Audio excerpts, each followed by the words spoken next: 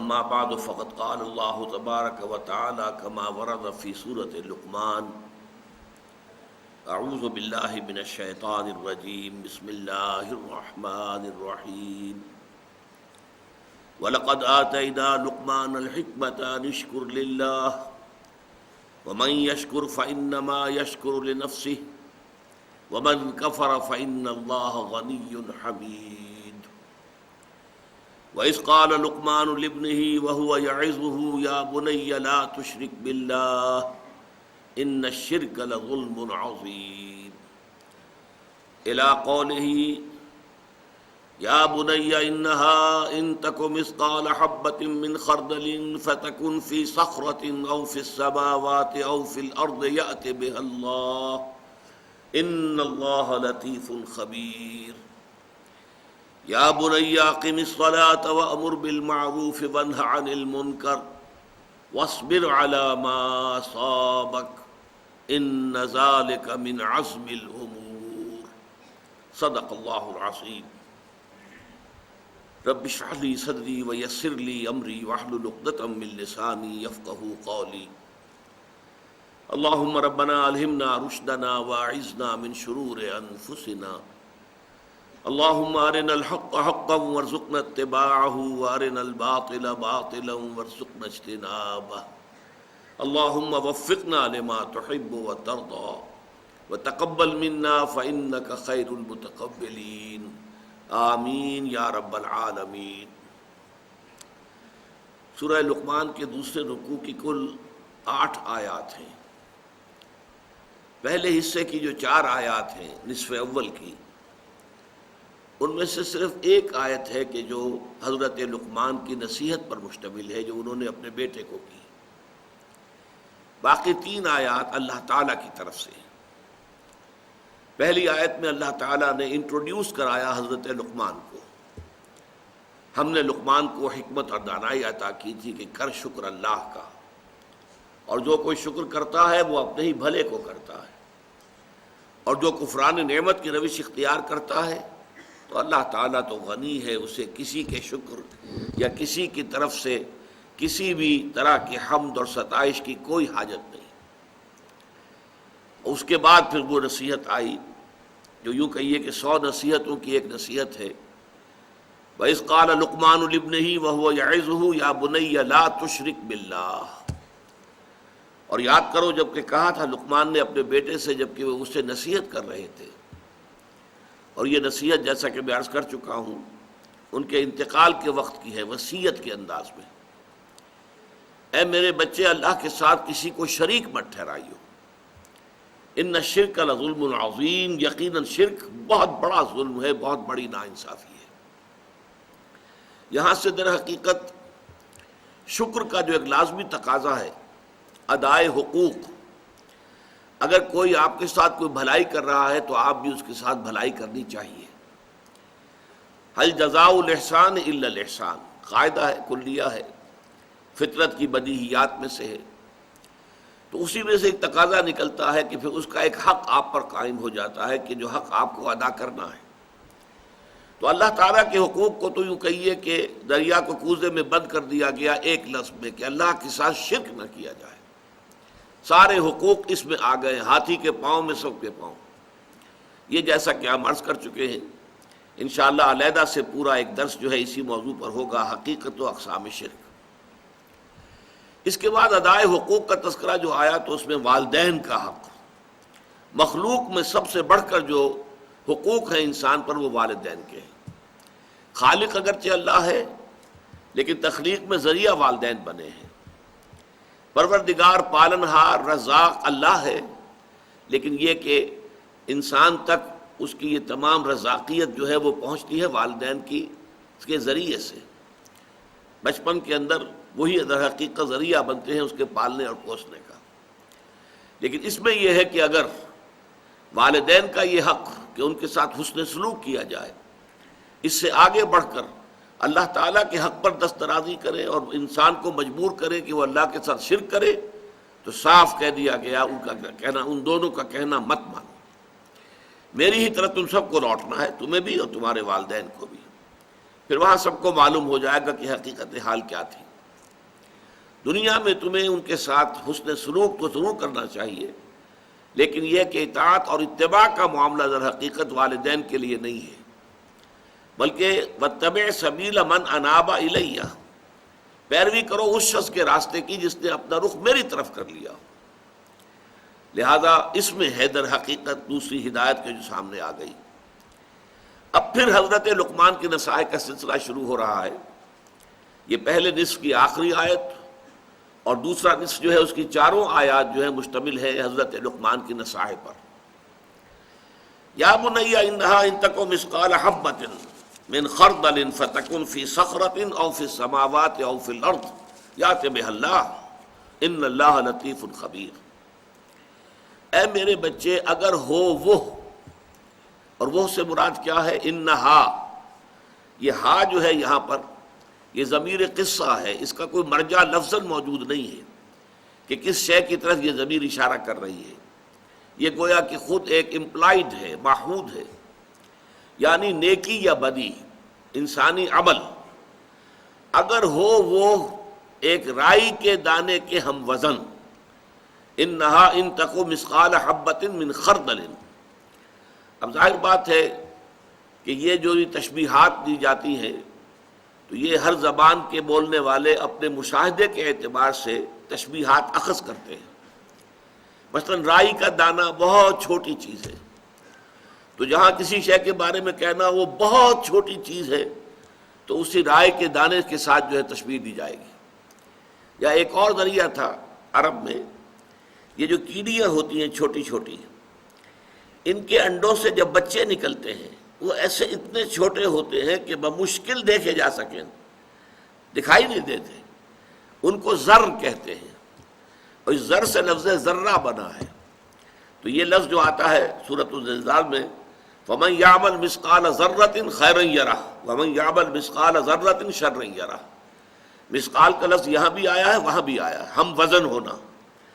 تو اگر نیکی یا بدی ذرے کے ہم وزن ہو یا رائی کے دانے کے ہم وزن ہو، فَتَكُنْ فِي صَخْرَةٍ، پھر خواہ وہ کسی چٹان میں ہو، کسی پہاڑ کی کوہ میں داخل ہو کر وہ عمل کیا گیا ہو، او فی السماوات، یا وہ آسمانوں میں ہو، فضا کی پہنائیوں میں یا خلا کی وسعتوں میں کہیں وہ عمل کیا گیا ہو، او فی الارض، یا زمین میں سرنگ لگا کر کئی گہرائی میں جا کر وہ کام کیا گیا ہو، یأت بہ اللہ، اللہ اسے لے آئے گا۔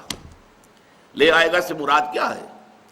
یعنی اللہ تعالیٰ اس کی جزا یا سزا دے گا، اس کا حساب کتاب ہوگا۔ اعمال انسانی جو ہے وہ ضائع ہونے والی شے نہیں۔ اب یہ دوسرا مسئلہ ہے حکمت کا جو یہاں زیر بحث آ رہا ہے۔ حکمت کے بارے میں جو پہلی نشست تھی اس رکوع کے بارے میں نے عرض کیا تھا، حکمت فطرت سلیمہ اور عقل سلیم کے امتزاج سے وجود میں آتی ہے۔ فطرت اپنی سلامتی پر برقرار ہو، کج نہ ہو گئی ہو، ٹیڑھی نہ ہو گئی ہو، پرورٹڈ نہ ہو گئی ہو، مسخ نہ ہو گئی ہو، اور عقل وہ بھی صحیح سمت میں سفر کر رہی ہو، عقل سلیم ہو، اس پر خواہشات کے پردے نہ پڑ گئے ہوں، شہوات نے کوئی پٹی نہ باندھ دی ہو، تعصب کی پٹی نہ بند گئی ہو، تو اب یہ فطرت سلیمہ اور عقل سلیم مل کر حکمت تک رسائی حاصل کریں گی۔ اب میں نے عرض کیا تھا کہ فطرت کا تقاضا کیا ہے؟ جذبہ شکر، تشکر، کہ اگر آپ کے ساتھ کوئی بھلائی کرے تو آپ کے دل میں اس کے لیے خاص قسم کا تشکر و امتنان کا جذبہ پیدا ہونا چاہیے۔ یہ فطرت ہے۔ نہیں ہوتا ہے تو اس کا مطلب ہے فطرت مسخ ہو گئی، فطرت کے سوتے خشک ہو گئے۔ آپ کو معلوم ہے کہ کنویں کے اندر پانی کے سوتے آتے ہیں، ادھر ادھر سے پانی آتا ہے، لیکن یہ کہ اگر سوتے ہی خشک ہو گئے ہوں تو پانی کہاں سے نکالیں گے آپ؟ تو فطرت کے سوتے خشک ہو گئے ہوں تو آدمی بے حس ہو جائے گا، ناشکرا ہوگا، اسے احساس ہی نہیں ہوگا کہ کسی نے اس کے ساتھ کوئی بھلائی کی ہے۔ فطرت اگر ہے تو شکر کا جذبہ لازماً پیدا ہوگا۔ اب عقل کا کام کیا ہے؟ وہ اپنے محسن حقیقی کو پہچانے، میرا اصل منعم کون ہے، اصل محسن کون ہے، میرا خالق کون ہے، میرا رب کون ہے، جیسے جیسے میں عرض کر چکا ہوں کہ انسان کے ذہن کا ارتقاء ہوتا ہے، اس کے شعور کا دائرہ وسیع ہوتا ہے، ابتدا میں وہ سمجھتا ہے میرے والدین ہی سب کچھ ہے، وہی پالتے پوستے ہیں، وہی میری تکلیف پر خود تڑپ اٹھتے ہیں، وہی میری ہر ضرورت پوری کرنے کے لیے ہر وقت تیار ہوتے ہیں، وہی مجھے ہر خطرے سے بچانے کے لیے ہر وقت آمادہ ہوتے ہیں، لہذا وہ جذبہ تشکر صرف ان کی ذات تک وہ مرکوز ہوتا ہے۔ پھر جیسے جیسے شعور کا دائرہ وسیع ہوتا ہے، کنبہ، قبیلہ، خاندان، ملک، قوم، پھر یہ پوری کائنات، یہ ہوائیں جو چل رہی ہیں اور یہ سورج کی جو تمازت اور حرارت ہے، ان سب سے ہماری فصلیں پکتی ہیں، بارشیں ہوتی ہیں۔ گویا کہ یہ ربوبیت کا ہمارا سب سے بڑا ذریعہ یہ ہے۔ یہی وجہ ہے کہ آپ کو معلوم ہے کہ پوری دنیا میں مشرکانہ نظام جہاں بھی رہے ہیں، سورج کو ایک بہت بڑے دیوتا کی صورت حاصل رہی ہے، اس کو حیثیت حاصل رہی ہے، سورج دیوتا۔ لیکن معلوم ہو گیا کہ ہماری تو ساری جو وجود ہے اس زمین میں بسنے والوں کا، اس کی ساری جو تقاضے ہیں وہ سورج کے ذریعے سے پورے ہوتے ہیں۔ اس کے بعد جیسا کہ میں نے عرض کیا تھا، ایک ابراہیمی چھلانگ اور ہے، وہ ابراہیمی چھلانگ جو سورہ انعام میں آئی ہے، انی وجہت وجہی للذی فطر السماوات والارض حنیفا وما انا من المشرکین۔ یہ ساری کائنات بھی جکڑی ہوئی ہے کسی ہستی کے قانون میں۔ وہ قانون کس نے بنایا ہے؟ وہ کوئی ایک ہستی ہے، بس میں نے اپنا رخ اس کی طرف کر لیا ہے۔ یہاں نتیجہ کیا نکلا؟ انشکر للہ، تمہارے شکر کا اب اصل مستحق کون ہے؟ اللہ ہے۔ اب آگے چلیے، ایک دوسری شے جو فطرت کے اندر مضمر ہے وہ یہ ہے کہ نیکی نیکی ہے، بدی بدی ہے۔ جیسا کہ میں نے اس وقت عرض کیا تھا، بدیہیات فطرت جنہیں ہم کہتے ہیں، جو چیزیں بالکل از خود روشن ہیں، از خود واضح ہیں۔ آفتاب آمد، دلیل آفتاب، سورج طلوع ہو گیا، اپنے وجود پر وہ خود دلیل ہے۔ اگر کوئی انکار کرے نہیں سورج نہیں، ثابت کرو کہ سورج ہے، وہ ثابت کرنے میں شکوک پیدا ہو جائیں گے، اس کے اندر یقین پیدا نہیں ہو سکتا، وہ تو خود بخود ظاہر ہے کہ سورج موجود ہے۔ اسی طریقے سے جو بدیہیات فطرت ہیں، کہ جو بالکل سیلف ایویڈنٹ چیزیں ہیں، ان کو ثبوت درکار نہیں ہوتا۔ اس کی طرح کی ایک شے یہ ہے کہ فطرت انسانی کے اندر یہ مورل لا یہ موجود ہے۔ آپ کے علم میں ہوگا کہ ایک بہت بڑی کتاب لکھی گئی تھی، کانٹ نے لکھی تھی، کرٹیک آف پیور ریزن، اور اس نے ثابت کیا تھا کہ اللہ کے وجود کے لیے، خدا کے وجود کے لیے کوئی منطقی دلیل وہ موجود نہیں ہے۔ جو دلیل بھی دی جاتی ہے اسے منطق ہی کاٹ دیتی ہے۔ ان الحدید بالحدید یفلح، لیکن اس نے پھر بعد میں ایک اور کتاب لکھی۔ اب یہ بھی ہو سکتا ہے کہ وہ ماحول کے دباؤ کے تحت لکھی ہو، کہ اس کے خلاف بڑے جذبات وہ پیدا ہو گئے کہ خدا کا تو اس نے انکار کر دیا گویا کہ۔ پھر اس نے لکھا ہے کرٹیک آف پریکٹیکل ریزن، اور کہا کہ پریکٹیکل زندگی کا جو ہمارا حصہ ہے عملی، اس کے لیے خدا کا ماننا ناگزیر ہے، لازمن ہے، اس لیے کہ مورل لا ودن، ہمارے اندر مورل لا وہ موجود ہے۔ The starry heavens above and the moral laws within, ہمارے سروں کے اوپر یہ جو ستاروں بھرا آسمان ہے، یہ اللہ کے وجود پر شاہد ہے۔ منطق سے ثابت نہیں ہوتا اللہ، لیکن اللہ تعالیٰ ان آیات کے حوالے سے ثابت ہوتا ہے۔ اور مورل لا ودن، یہ مورل لا کہ خیر خیر ہے، شر شر ہے، نیکی نیکی ہے، بدی بدی ہے، اچھائی اچھائی ہے، بھلائی بھلائی ہے، برائی برائی ہے۔ اس میں بھی اگر کوئی شخص ثابت کرنا مطالبہ کرے، ثابت کرو، ثابت کرو کہ سچ بولنا اچھا ہے، ثابت کرو کہ جھوٹ بولنا برا ہے، تو اس بحث کے اندر تو الجھ تو جائیں گے، بات حل نہیں ہوگی۔ اس لیے کہ یہ چیزیں ہیں فطرت کی بدیہیات میں سے۔ اپنے سر ذرا جھکاؤ، اپنے دل کو ٹٹولو، اپنے باطن میں جھانکو، اپنے من میں ڈوب کر پا جا سراغ زندگی، اور اس کے بعد تمہیں اگر معلوم ہو کہ واقعی بات صحیح ہے، خیر خیر ہے، شر شر ہے، نیکی نیکی ہے، بدی بدی ہے۔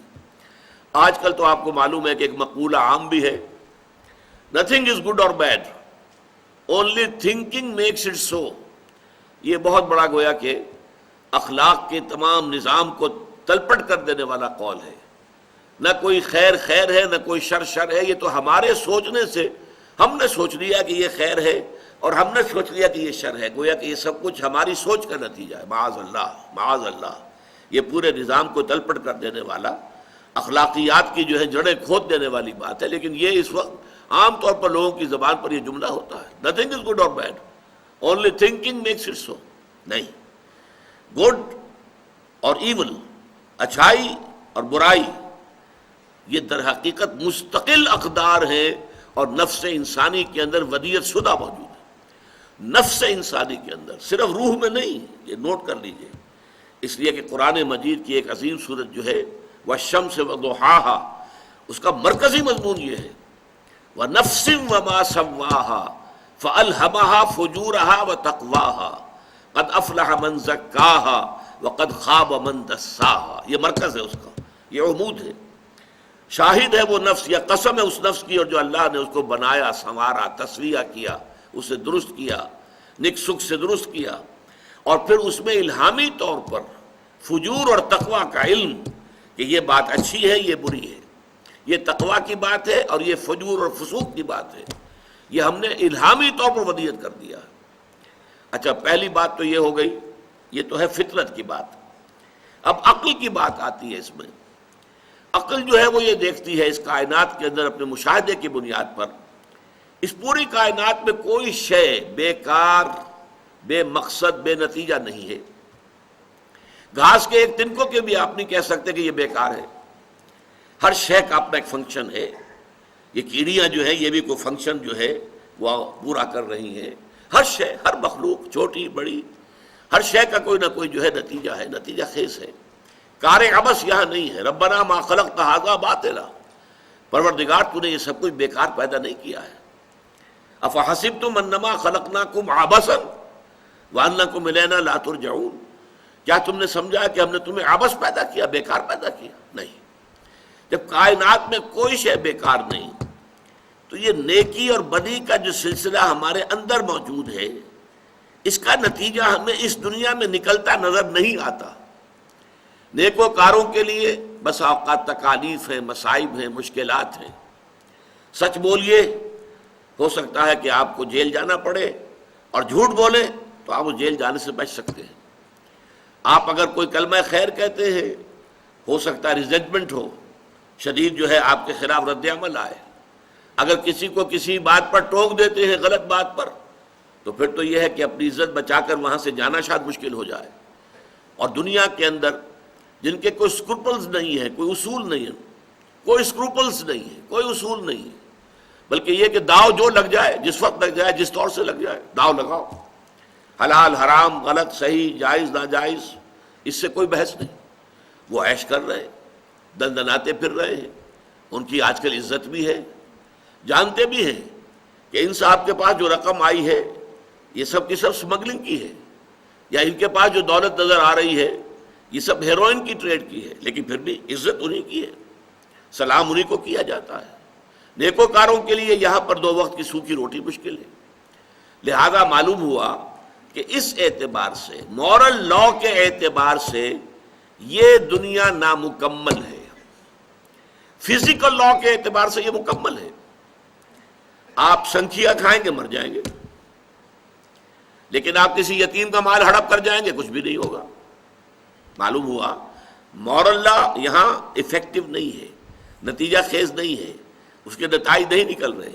حالانکہ عقل کا تقاضا یہ ہے کہ گندم از گندم بے رویت، جو سے جو، گندم سے گندم پیدا ہونی چاہیے، جو سے جو پیدا ہونی چاہیے. یہ کیسے ہو گیا کہ بھلوں کے لیے تکالیف اور مصائب، مصیبتیں، اور جو کسی بھی اخلاقی اصول کے پابند نہیں، ان کے لیے عیش، آرام، ان کے لیے دنیا میں عزت، وقار، سربلندی. یہ کیوں ہے؟ یہ کیسے ہے ایسا؟ واقعہ یہی ہے. لہذا کوئی اور دنیا ہونی چاہیے جس میں اس مورل لا کے تقاضے پورے ہوں. یہ ہے وہ سارا فطرت اور منطق کا اور عقل کا ارتباط جس سے معاد کا تصور ابھرتا ہے کہ یہ دنیا جو ہے فزیکل لاز کے اعتبار سے مکمل ہے، نتیجہ خیز ہے. فزیکل لاز، آپ انگارہ رکھیے اپنی زبان پر، زبان جل جائے گی. آپ نے جھوٹ بولا، جھوٹی قسم کھائی، زبان پہ چھالا تک نہیں نکلے گا. پھر وہی بات میں دہرا رہا ہوں، فزیکل لاز کے اعتبار سے دنیا مکمل، اس کے نتائج ظاہر ہو جاتے ہیں. لیکن مورل لاز کے اعتبار سے نامکمل. لہذا کوئی اور عالم ایسا ہونا چاہیے کہ وہ اللہ کہ جو عادل ہے، قائم بالقسط ہے، جو انصاف کرنے والا ہے، وہ در حقیقت پھر ہر ایک کو جو اس کا حق ہے حق بحقدار رسید والا معاملہ کرے، نیکوکاروں کو وہاں پر بدلہ ملے، ان کے لیے خلعتیں ہیں اور ان کو جنتوں کے اندر رکھا جائے. لیکن یہاں پر آپ دیکھیں گے، نوٹ کیجئے، چونکہ میں نے یہ بیان کیا تھا کہ حضرت لقمان نہ نبی تھے نہ نبی کے پیروکار تھے، لہذا یہاں پر معاد کا جو بنیادی فلسفہ ہے وہ تو آ گیا ہے، لیکن معاد کے ضمن میں بعث بعد الموت، حشر و نشر، حساب اعمال، پل صراط، جنت اور دوزخ، اس کا کوئی ذکر نہیں ہے. اس لیے کہ یہ چیزیں وہ ہیں جو نبوت کے ذریعے معلوم ہوتی ہیں. یہ صرف عقل سے معلوم نہیں ہو سکتی. فطرت اور عقل دونوں کے امتزاج سے جو حکمت وجود میں آتی ہے وہ ادھر تو اشارے کر دیتی ہے کہ نہیں، انسانی اعمال ضائع ہونے والی شے نہیں ہے، لازماً نتیجہ نکلنا چاہیے، لازماً نکلنا چاہیے، لازماً نکلنا چاہیے، اور کوئی عمل خواہ کتنا ہی چھوٹے سے چھوٹا ہو ضائع نہیں ہوگا. یا بنی انہا ان تکو مثقال حبۃ من خردل، اے میرے بچے، خواہ نیکی اور بدی وہ ہو ایک رائی کے دانے کے ہم وزن، فتکن فی صخرۃ او فی السماوات او فی الارض، پھر وہ کسی چٹان کے اندر وہ عمل کیا گیا ہو، یا کہیں آسمانوں میں، کہیں فضاؤں میں، خلا کی پہنائیوں میں اور وسعتوں میں کیا گیا ہو، اور یا یہ کہ زمین کے پیٹ میں گھس کر کیا گیا ہو، اللہ اسے لے آئے گا. ان اللہ لطیف خبیر، یقیناً اللہ لطیف ہے، نہایت باریک بین ہے، اس کی نگاہ سے کوئی شے چھپی ہوئی نہیں ہے، وہ باخبر ہے، ہر شے کا جاننے والا ہے. تو یہ ہے حکمت لقمانی کا دوسرا اہم حصہ. پہلا انشکر للہ، اور اللہ تعالیٰ کی شکر کا تقاضا کیا ہے؟ لا تشرک باللہ، اللہ کے ساتھ شرک مت کرنا. ان الشرک لظلم عظیم، وہ بھی فطرت انسانی اور عقل سلیم، ان دو کے امتزاج سے وجود میں آنے والے نتائج تھے. اسی طرح اب یہ معاد کا اجمالی تصور، یہ تفصیلی نقشہ نہیں ہے. جیسا کہ میں نے بارہا آپ کو سنایا حضور کا ایک خطبہ، اب حضور ایک نبی کی حیثیت سے خطبہ دے رہے ہیں. واللہ لتموتن کما تنامون ثم لتبعثن کما تستيقظون ثم لتحسبن بما تعملون ثم لتجزون بالاحسان احسانا وبالسوء سوءا وانها لجنۃ ابدا او لنار ابدا. خدا کی قسم تم سب پر موت طاری ہو جائے گی جیسے کہ روزانہ رات کو سو جاتے ہو، اور پھر تم سب ایک روز اٹھا لیے جاؤ گے جیسے کہ روزانہ صبح کو بیدار ہو جاتے ہو. پھر تمہارا حساب کیا جائے گا، محاسبہ ہوگا تمہارے اعمال کا جو کچھ کہ تم کر رہے ہو، اور اس کے بعد تمہیں بدلہ ملے گا. تجزون بالاحسان احسانا، بھلائی کا بھلا بدلہ ملے گا، وبالسوء سوء، اور برائی کا برا بدلہ ملے گا. اور وہ بھلا بدلہ کیا ہے؟ وَإِنَّهَا لَجَنَّةٌ أَبَدًا، وہ جنت ہے ہمیشہ ہمیش کے لیے، اَوْ لَنَارٌ أَبَدًا، یا پھر جہنم ہے ہمیشہ ہمیش کے لیے. یہ تفاصیل جو ہیں یہ در حقیقت وحی کے ذریعے سے معلوم ہوتی ہے. یہ وحی کے ذریعے سے محمد الرسول اللہ صلی اللہ علیہ وسلم کے علم میں آئیں، اور محمد الرسول اللہ صلی اللہ علیہ وسلم نے لوگوں کو آگاہ کیا. محض حکمت کی بنیاد پر یہ تفاصیل علم میں نہیں آ سکتی. لیکن ایک بات موٹی جو اس کا اصل لب لباب ہے کہ انسانی اعمال ضائع ہونے والی شے نہیں ہے، ان کے نتائج نکل کر رہیں گے، اور چھوٹے سے چھوٹا عمل بھی ضائع نہیں ہوگا، خواہ وہ نیکی کا ہو خواہ بدی کا. وَمَن يَعْمَلْ مِثْقَالَ ذَرَّةٍ خَيْرًا يَرَهُ وَمَن يَعْمَلْ مِثْقَالَ ذَرَّةٍ شَرًّا يَرَهُ. اب آگے چلیے، یہ تو گویا کہ بحث ہو گئی سورہ والعصر میں جو ایمان کی بحث تھی. والعصر ان الانسان لفی خسر الا الذین آمنوا. اب ایمان میں یہاں ایمان باللہ اور توحید اس کا معاملہ آ گیا. ایمان بالمعاد اس کا تذکرہ ہو گیا. ایمان بالملائکہ، ایمان بالکتب، ایمان بالرسل اور انبیاء، اس کا یہاں تذکرہ نہیں ہوگا، اس لیے کہ یہ نبی ہے ہی نہیں، بلکہ یہ تو ایک حکیم انسان ہے، دانا انسان ہے، اپنی فطرت سلیمہ کی رہنمائی میں عقل سلیم سے کام لے کر ان بنیادی حقائق تک پہنچے. لہذا اب اس کے بعد آ رہا ہے وَعَمِلُوا الصَّالِحَاتِ، عمل صالح کے ضمن میں یہاں ایک بات تو ابھی اسی آیت کے اندر اگلی جو ہے آ رہی ہے، اس کے بعد دو باتیں جو ہیں اگلی دو آیات میں آئیں گی۔ یا بنی اقیم الصلاۃ، اے میرے بچے نماز کو قائم رکھیو۔ اب یہاں نوٹ کر لیجئے کہ نماز سے مراد وہ نماز تو نہیں ہو سکتی کہ جو میں اور آپ پڑھتے ہیں۔ یہ نماز جو ہے یہ تو ہم نے محمد الرسول اللہ صلی اللہ علیہ وسلم سے سیکھی ہے۔ آپ سے پہلے حضرت موسیٰ علیہ السلام کی شریعت میں نماز کی کیا شکل تھی ہمیں پورے طور پر معلوم بھی نہیں ہے۔ ظاہر بات ہے یہ نہیں تھی کہ جو ہمیں عطا ہوئی ہے۔ صلو کما رأیتمونی اصلی، لوگوں نماز پڑھا کرو جیسا کہ مجھے دیکھتے ہو میں نماز پڑھتا ہوں۔ تو ہمارے لیے تو نماز یہ 5 نمازیں ہیں، یا کوئی اور اگر نفلی نمازیں پڑھنا چاہیں تو 2 یا 3 اور ہیں۔ لیکن یہ کہ صلاۃ کا اصل مفہوم کیا ہوگا یہاں پر، اس میں ہمیں لغت کی طرف جانا پڑے گا۔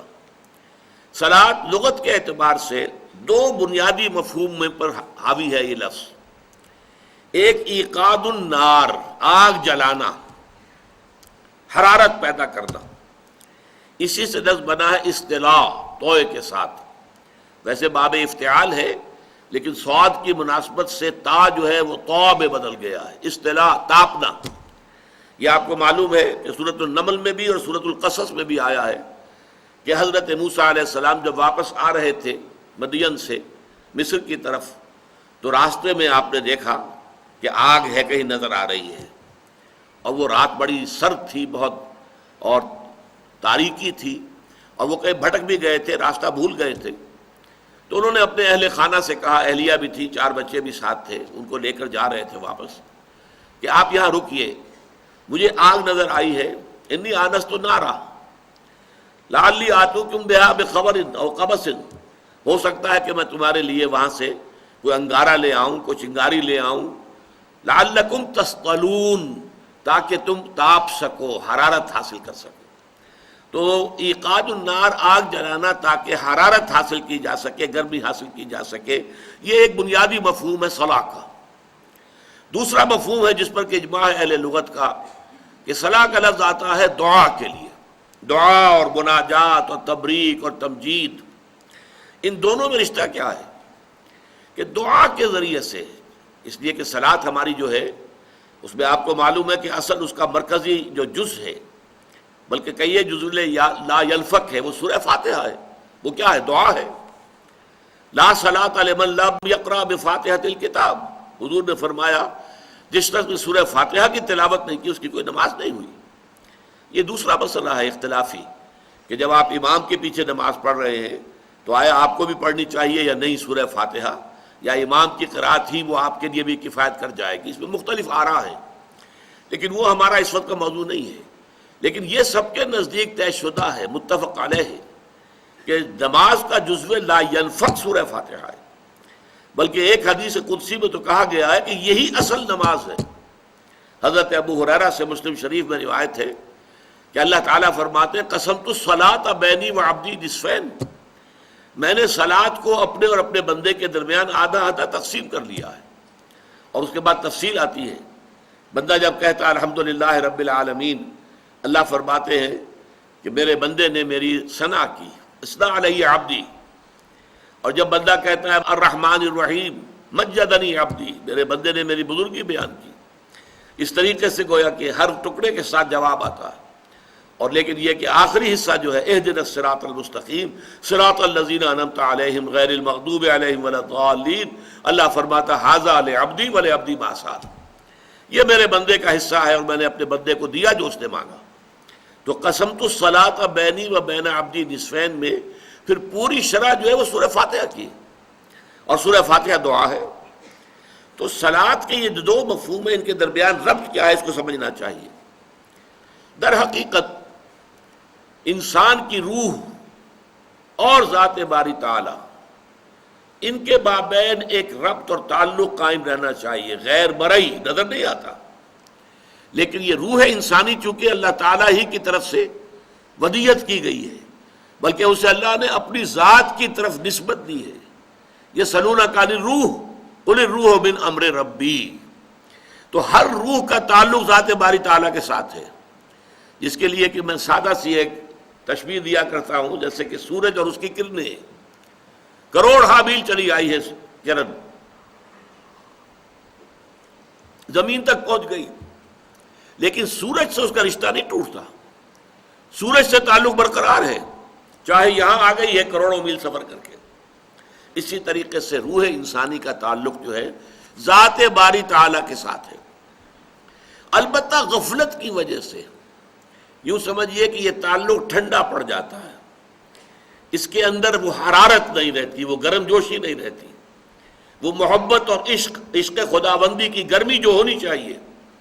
شاد باد اے عشق خوش سودائے ماں، اے طبیب جملہ علت ہائے ماں، یہ مولانا روم فرما رہے ہیں کہ میرے تو تمام بیماریوں کا جو اصل طبیب ہے، معالج ہے، وہ عشق خداوندی، اللہ کی محبت۔ اور علامہ اقبال نے بھی بہت خوب کہا ہے کہ عقل و دل و نگاہ کا مرشد اولی ہے عشق، عشق نہ ہو تو شرع و دین بت قدے تصورات۔ یہ تمام جو ہے روح جو ہے وہ اللہ کی محبت ہے، جس کو کہا گیا ہے کہ والذین آمنوا اشد حبا للہ، وہ لوگ جو واقعتاً صاحب ایمان ہوتے ہیں وہ شدید ترین محبت کرتے ہیں اللہ تعالیٰ کی ذات کے ساتھ۔ یہ محبت کا رشتہ جب تک استوار نہ ہو، یہ اس میں حرارت موجود نہ ہو، تو چاہے انسان نماز بھی پڑھ رہا ہے، سب کچھ کر رہا ہے، لیکن یہ رسومات بن کر رہ جاتی، نماز و روزہ و قربانی و حج یہ سب باقی ہے، تو باقی نہیں ہے۔ اندر سے وہ شے نکل گئی، عشق کی تیغ جگردار اڑا لی کس نے؟ یہ اندر سے جب وہ عشق کی تیغ نکل گئی تو جیسا کہ کہا اقبال ہی نے کہ شوق اگر تیرا نہ ہو میری نماز کا امام، میرا قیام بھی حجاب، میرا سجود بھی حجاب۔ ہو تو رہی ہے اٹھک بیٹھک، مشقت ہو رہی ہے، لیکن وہ شوق، وہ محبت، وہ اللہ تعالیٰ کی ذات کے ساتھ انس وہ اگر نہیں ہے تو ٹھیک ہے، ثواب تو ملے گا، آپ نے محنت کی ہے، آپ نے وقت نکالا ہے، آپ نے اس کے لیے جو ہے اپنی مصروفیات کو پیچھے ڈال کر اور آپ نے نماز کے لیے حاضری دی ہے، مسجد میں آئے تو ثواب ملے گا، لیکن وہ نماز کی اصل روح نہیں ہے۔ تو یہاں جو کہہ رہے ہیں حضرت لقمان اپنے بیٹے سے کہ اللہ کو پہچان لینا کافی نہیں ہے، اللہ کے ساتھ ایک مسلسل، اب جس کے لیے میں لفظ استعمال کر رہا ہوں ہاٹ لائن جو آج کل استعمال ہوتی ہے، جب تک ایک ہاٹ لائن برقرار نہیں رہے گی، اسی لیے وہ حرارت کے لیے لفظ آیا صلاۃ۔ صلاۃ وہ ہے در حقیقت جو اپنی روح کے اعتبار سے بندے اور رب کے درمیان ایک ہاٹ لائن کا یعنی ایک کام کرنے والی شے ہے، اسی لیے فرمایا گیا صلاۃ و معراج المومنین، یہ نماز جو ہے اہل ایمان کے لیے معراج کے حق میں ہے، معراج کے درجے میں ہے۔ معراج میں مکالمہ ہوا تھا اور یہی مکالمہ نماز میں ہوتا ہے، میں ابھی آپ کو سنا چکا ہوں۔ بندہ کہتا ہے الحمدللہ رب العالمین، اللہ فرماتا ہے حمدنی عبدی، میرے بندے نے میری حمد کی۔ بندہ کہتا ہے الرحمن الرحیم، اللہ فرماتے مجدنی عبدی، میرے بندے نے میری بزرگی بیان کی۔ بندہ کہتا ہے مالک یوم الدین، اللہ فرماتے اثنا علی عبدی، میرے بندے نے میری ثنا کی۔ پھر بندہ کہتا ہے ایاک نعبد و ایاک نستعین، تو اللہ فرماتا ھذا ما بینی و بین عبدی، یہ ایک معاہدہ ہے میرے اور میرے بندے کے درمیان، بھلے عبدی ما سال، بندہ کہہ رہا ہے میں تیری ہی بندگی کروں گا اور کرتا رہوں گا، اور میں تجھ ہی سے مدد مانگتا ہوں اور مانگتا رہوں گا۔ اللہ فرماتا ہے یہ میرے اور اس کے درمیان اب عہد ہے، ھذا ما بینی و بین عبدی، یہ میرے اور میرے بندے کے مابین ایک عہد ہے، قول و قرار ہے، ایک معاہدہ ہے، ایک میثاق ہے، بھلے عبدی ما سال، اور میں اپنے بندے کو دوں گا، اور یا میں نے دیا اپنے بندے کو جو کچھ کہ اس نے مانگا ہے۔ تو یہ مکالمہ چل رہا ہے، افلاک سے آتا ہے نالوں کا جواب آخر، کرتے ہیں خطاب آخر، اٹھتے ہیں حجاب آخر۔ یہ انسان بسا اوقات نماز میں، اور خاص طور پر تنہائی کی نماز باجماعت میں یہ کیفیت بہت کم جو ہے انسان کو حاصل ہو سکتی ہے۔ نماز باجماعت کے کچھ اور ہیں کہ جو مصلحتیں ہیں، اس کے فوائد ہیں، وہ ایک نظم پیدا کرنا اور ایک معاشرے کے اندر ایک خاص رنگ پیدا کر دینا، ایک خاص ثقافت کو لے آنا، بروئے کار لے آنا، یہ در حقیقت اس کے خارجی اور اجتماعی جو ہے وہ مفادات اور مصلحتیں ہیں، بہت زیادہ غالب ہیں اس کے اوپر۔ اس میں جو ہے وہ داخلی رابطہ جو ہے انسان کا وہ اتنا نہیں ہو سکتا، اس لیے کہ کسی وقت آپ کا جی چاہ رہا ہے کہ ابھی آپ تسبیحیں اور کہیں رکوع کے اندر، امام کہتا ہے سمع اللہ لمن حمدہ، اور آپ کو سر اٹھانا پڑے گا، اب چاہے وہ آپ کی طبیعت کر رہی تھی، آپ سجدے بھی اندر سر رکھ کر آپ کی طبیعت چاہ رہی ہے کہ ابھی طویل ہو سجدہ، میں نے اپنے رب کے قدموں میں اپنا سر رکھ دیا ہے تو میرا یہ سجدہ طویل ہو جائے، لیکن وہ تو حکم ہوگا امام کا اللہ اکبر اور آپ کو سر اٹھانا ہوگا۔ تو وہاں ڈسپلن، نظم، اجتماعیت، تنظیم، معاشرے کی ایک ثقافت، ایک خاص رنگ، یہ اس کی برکات اجتماعی جو ہیں وہ زیادہ پیش نظر ہیں باجماعت نماز میں اور فرض نماز میں۔ یہ جو چیزیں جو میں گنوا رہا ہوں یہ نفلی نمازوں میں ہوتی ہیں، انفرادی، انسان اکیلا ہو، تنہا ہو، اور کوئی اس کے آگے پیچھے موجود نہ ہو، دائیں بائیں موجود نہ ہو، کوئی دیکھنے والا نہ ہو، اس وقت جو ہوتا ہے براہ راست اللہ تعالیٰ کے ساتھ۔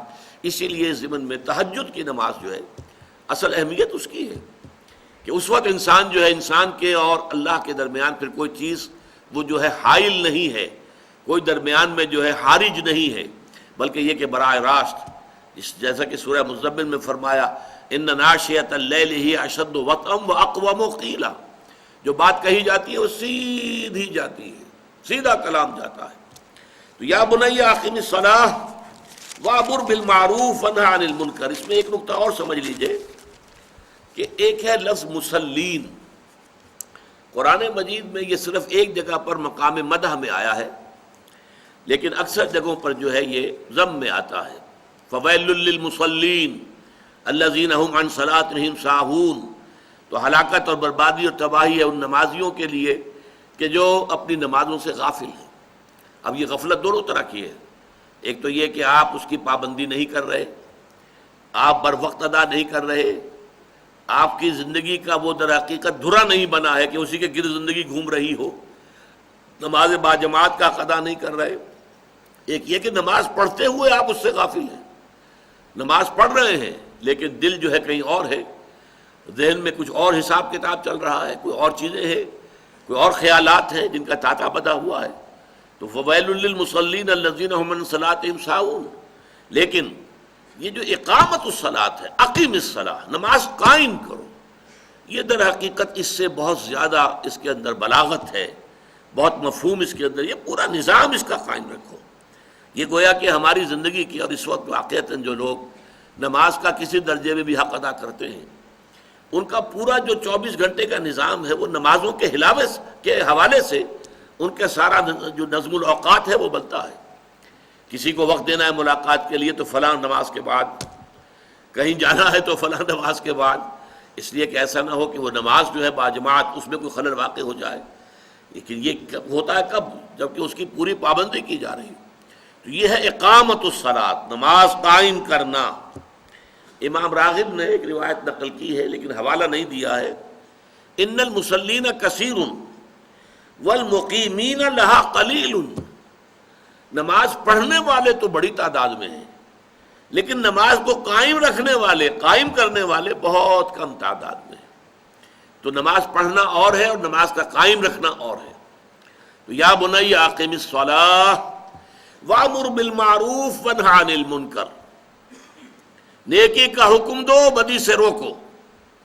اب یہ امر بالمعروف اور نہی عن المنکر ایک نئی اصطلاح ہے جس سے کہ ہم اس وقت جو ہے متعارف ہو رہے ہیں۔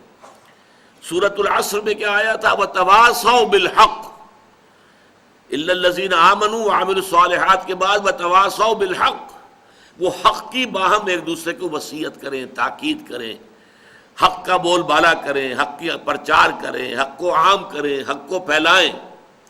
یہاں اس کے لیے اب ایک اصطلاح آ گئی ہے اور اس لیے میں عرض کر رہا ہوں یہ قرآن مجید کی اہم اصطلاحات میں سے، اس لیے کہ یہ لفظ جو ہے قرآن مجید میں 10 مرتبہ جوڑے کی شکل میں آیا۔ یہ جوڑا ہے، امر بالمعروف نہی عن المنکر، یہ دونوں ساتھ جڑے ہوئے۔ اس لیے کہ ہمارے ہاں بعض لوگ ایسے بھی ہیں کہ جنہیں ایک خیال ہو گیا ہے، غلط یہ لاحق ہو گیا ہے کہ لوگوں پر خام خواہ ان کے غلط کاموں پر تنقید کرنے کا، ٹوکنے کا کوئی فائدہ نہیں ہے، اس سے وہ آپ سے متنفر ہو جائیں گے، پھر وہ آپ کی بات بھی نہیں سنیں گے۔ اس سے بہتر یہ کہ بس بھلائی کی تلقین کرتے رہو، کرتے رہو، کرتے رہو، کرتے رہو، بھلائی کی طرف آئیں گے تو خود بخود برائیاں چھٹ جائیں گی، ختم ہو جائیں گی۔ لیکن یہ فلسفہ بنیادی طور پر حکمت خداوندی کے خلاف ہے۔ اگر ایسا ہی ہوتا تو قرآن مجید میں 10 مرتبہ یہ اصطلاح جوڑے کی شکل میں نہ آتی، 10 مرتبہ۔ اس لیے میں زور دے کر کہہ رہا ہوں کہ اس کو اچھی طرح سمجھیے کہ یہ اصطلاح ہے، نیکی کا حکم دینا، بدی سے روکنا۔ اب یہاں بھی وہ فطرت کی بات آ جائے گی تیسرے درجے میں۔ یہاں نیکی کا لفظ نہیں آیا، معروف کا لفظ آیا ہے۔ معروف کسے کہتے ہیں؟ فطرت کے نزدیک پہچانی ہوئی شے، فطرت جسے پہچانتی ہے کہ یہ اچھی ہے۔ معرفت کے معنی پہچان ہے، فطرت کے اندر جو ہے یہ معرفت اور یہ پہچان، یہ ودیعت شدہ ہے۔ فطرت سرٹیفائی کرتی ہے کہ ہاں یہ کام اچھا ہے، اور فطرت جو ہے وہ فیصلہ کرتی ہے کہ نہیں یہ برا ہے، اس سے اباح کرتی ہے فطرت۔ برائی سے فطرت انسانی جو ہے اگر وہ اپنی صحت پر برقرار ہے، پھر میں عرض کروں گا جو ہے بار بار دہراتا ہوں، فطرت مسخ بھی ہو جاتی ہے۔ غلط کام کرتے کرتے کرتے کرتے کرتے فطرت مسخ ہو جاتی ہے، روح مر جاتی ہے۔ جیسے کہ حضور نے فرمایا مثال دے کر کہ اگر ایک شخص کوئی برا کام کرتا ہے تو اس کے دل کے اوپر ایک سیاہ داغ پڑ جاتا ہے۔ اب اگر وہ توبہ کرتا ہے تو داغ دھل جائے گا، لیکن نہیں کرتا، پھر کرتا ہے برا کام، پھر ایک داغ اور پڑ جائے گا، پھر کرتا ہے پھر داغ، پھر کرتا ہے پھر داغ، ہوتے ہوتے پورا دل سیاہ ہو جاتا ہے۔ اور پھر آپ نے اپنی مٹھی بند کر کے یوں دکھایا، پھر دل اس طرح بند ہو جاتا ہے، یعنی اب اس میں کوئی خیر داخل نہیں ہو سکتا۔ اور اسی پر پھر ہوتا ہے جیسے تھیلی کو بند کرنے کے بعد مہر لگائی جاتی ہے، خط کو بند کرنے کے بعد اس کے اوپر مہر لگائی جاتی ہے، ایسے ہی ختم اللہ علی قلوبہم وعلی سمعہم وعلی ابصارہم غشاوہ، اس کے بعد دلوں کے اوپر مہر کر دی جاتی ہے۔ تو یہ کیفیت جو ہے یہ ہے فطرت کے مسخ ہو جانے کا وہ مرحلہ، کہ جس میں اب فطرت مسخ ہو گئی، ضمیر مر گیا، روح مردہ ہو گئی۔ لیکن اس سے پہلے پہلے جب تک کہ ضمیر زندہ ہے، روح میں ابھی زندگی ہے، اے دل زندہ تو نہ مر جائے، مجھے یہ ڈر ہے دل زندہ تو نہ مر جائے، کہ زندگانی عبارت ہے تیرے جینے سے۔ تو دل جب تک زندہ ہے اور جب تک کہ انسان کا ضمیر جو ہے وہ برقرار ہے تو وہ پہچانتا ہے کہ ہاں یہ اچھی شے ہے۔ اس پہچان کے لفظ کو معروف، پہچانی شے، جانی پہچانی شے۔ اچھا اس میں بھی دیکھیے ایک بڑی پیاری حدیث ہے، حضور نے فرمایا الاسم ما حاک فی صدرک وکرہت ان یطلع علیہ، گناہ یہ ہے کہ جس پر تمہارے دل میں خلجان پیدا ہو جائے کہ یہ میں نے کیا کر دیا، یہ تو مجھے نہیں کرنا چاہیے تھا۔ ما حاک فی صدرک، تمہارے دل کا اطمینان جو ہے وہ منتشر ہو جائے، اس میں بے چینی پیدا ہو جائے، خلجان پیدا ہو جائے۔ وَكَرِهْتَ أَن يُطَّلَعَ عَلَيْهِ، اور تم اسے ناپسند کرو کہ لوگوں کے علم میں آئے کہ اس نے یہ کام کیا ہے۔ اب یہ گویا کہ دونوں اعتبارات سے، انفرادی سطح پر بھی فطرت انسانی جو ہے وہی طے کرے گی کہ کیا اچھائی ہے کیا برائی ہے۔ جو اس کی جانی پہچانی شے ہے وہ معروف ہے، اور جو جس سے وہ اباح کرتی ہے، جس سے انکار کرتی ہے، نہیں یہ ٹھیک کام نہیں ہے، برا کام ہے، وہ منکر ہے۔ اور اجتماعی سطح پر بھی ایک معاشرہ جو صحیح بنیادوں پر استوار ہو چکا ہو، اس معاشرے میں آپ کو یہ شکل نظر آئے گی کہ معاشرے کے اندر نیکی کا ایک تصور قائم ہوگا، اور آپ نہیں چاہیں گے اگر آپ سے کوئی حرکت سرزد ہو گئی ہے تو آپ چاہیں گے لوگوں کی نگاہ میں نہ آئے، کیونکہ لوگوں کا فیصلہ بحیثیت مجموعی درست ہوگا اس کے بارے میں۔ تو گویا کہ یہ ووٹ آف کانفیڈنس ہے in the human nature as well as human society. انسانی معاشرہ بھی صحیح حکم لگاتا ہے، خیر کو خیر اور شر کو شر کہتا ہے۔ وَكَرِهْتَ أَن يُطَّلَعَ عَلَيْهِ، یہ موضوع انشاءاللہ اگلے نشست میں جاری رہے گا۔